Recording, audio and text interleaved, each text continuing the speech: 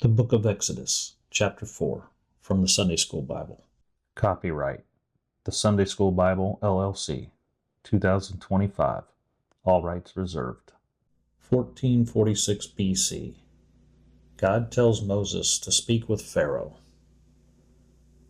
Moses answered God and said, "But what if they will not believe me or listen to my voice, but say, 'The Lord has not appeared to you'?" The first sign. The rod becomes a serpent. The Lord said to Moses, "What is that in your hand?" Moses said to the Lord, "A rod." The Lord said to Moses, "Throw it on the ground." Moses threw it on the ground, and it became a serpent. Moses fled from it. The Lord said to Moses, "Reach out and grab it by the tail."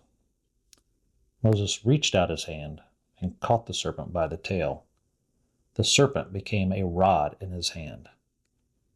The Lord said to Moses, "Do this so they may believe that the Lord God of their fathers, the God of Abraham, the God of Isaac, and the God of Jacob, has appeared to you." The second sign. Leprosy. The Lord said to Moses, "Now place your hand inside your shirt." Moses put his hand inside his shirt. When Moses pulled his hand out from his hand was leprous as snow. The Lord said to Moses, "Put your hand back inside your shirt." Moses put his hand into his shirt again and pulled it out, and behold, the flesh on his hand was normal again. The third sign. The river turns to blood. The Lord continued speaking to Moses. "If they do not believe you or do not listen to the voice of the first sign, they will believe the voice of the second sign. If they do not also believe these two signs or do not listen to your voice, you will take water from the river and pour the water on the dry land. The water you take from the river will become blood on the dry land." Moses said to the Lord, "My Lord, I am not eloquent, neither in the past nor since you have spoken to your servant. I am slow to speech. I have a slow tongue." The Lord said to Moses, "Who has made human's mouth?" Note, although the KJV and many other English translations of the Hebrew Bible use the word man in verses such as Exodus 4:11 and Exodus 13:2, the original Hebrew word used was the word Adam. The word Adam is the same Hebrew word used in the original Hebrew Bible in Genesis 1:27, which states, "And God created man," or Adam, "in his own image, in the image of God, created he him. Male and female created he them." Therefore, based on Genesis 1:27, the SSB will replace the KJV word man with the word human, wherever the Hebrew text uses the word Adam. Using the word human instead of man provides more clarity and detail to statements God made. End of note. The Lord continued speaking to Moses. "Who makes someone dumb, deaf, seeing, or blind? Is it not I, the Lord? Therefore go, I will be with your mouth. I will teach you what to say." Moses said to the Lord, "My Lord, please choose another man to send." The Lord became angry with Moses. The Lord said to Moses, "What about your brother Aaron, the Levite? I know he can speak well. Moreover, he is coming to meet you. When Aaron sees you, he will be glad in his heart. You will speak to Aaron.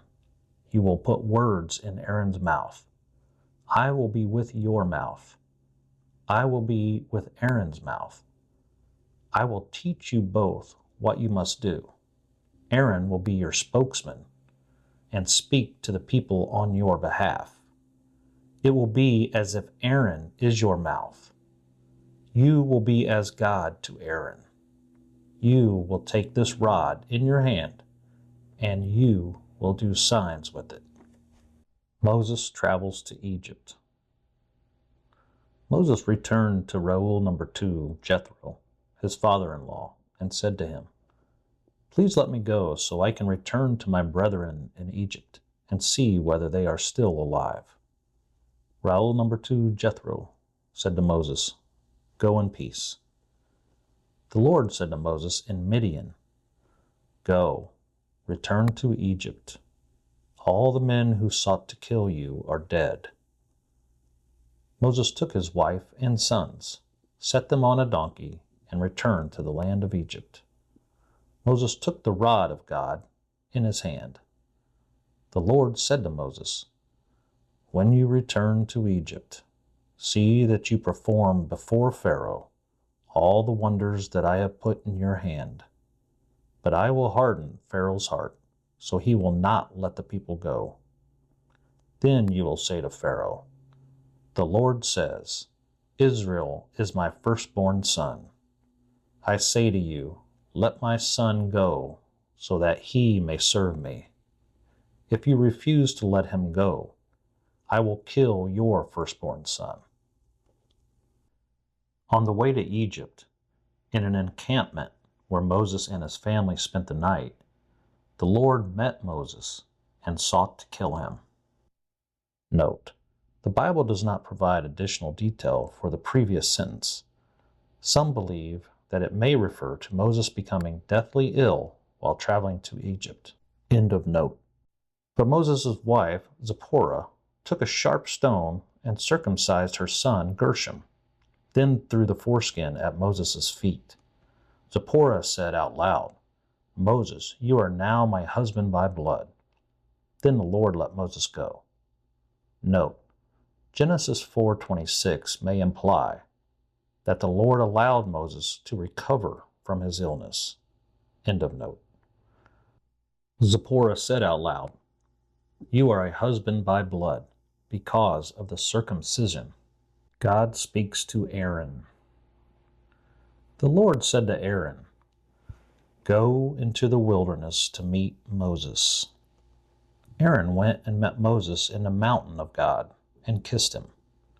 Moses told Aaron all the words of the Lord who had sent him, and all the signs which the Lord had commanded him.